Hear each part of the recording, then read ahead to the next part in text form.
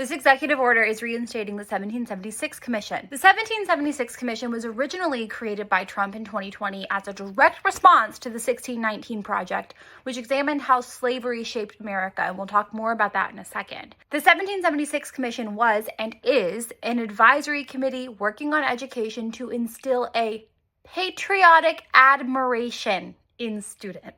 They will be orchestrating a series of bi-weekly lectures on patriotic education principles that will be broadcast to the nation throughout the calendar year 2026. Trump's goal in 2020 was the same as it is today, to push a nationalist, whitewashed version of U.S. history that ignores systemic racism and pretends that America is perfect and infallible. The 1619 Project is a journalistic and historical initiative launched by the New York Times Magazine in 2019, led by journalist Nikole Hannah-Jones. It reframes U.S. history by centering the consequences of slavery and the contributions of Black Americans in the nation's founding and development.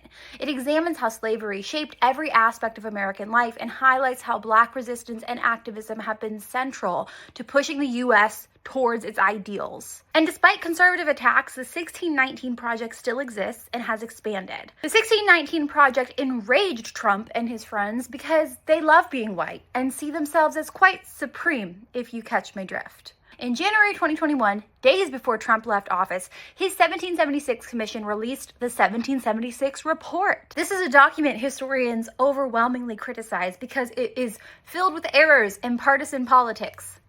I've read it and it's horrifying. It dismisses slavery as a central part of U.S. history. It argues that progressives and civil rights activists are a bigger threat to America than slavery was. It says systemic racism isn't real. On Biden's first day in office, he disbanded the 1776 Commission. Now Trump is resurrecting it so we can endure its horrors for 4 years instead of 8 weeks. And this time, the Department of Education will be funding it.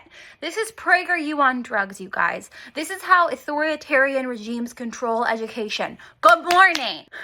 Sorry, I didn't mean to yell at you. This context is so important when we get to the part of the executive order about discriminatory equity ideology and patriotic admiration. This executive order equates anti-racist teaching with indoctrination and prioritizes what they call patriotic education, which is really just asking teachers to lie about our nation's true history.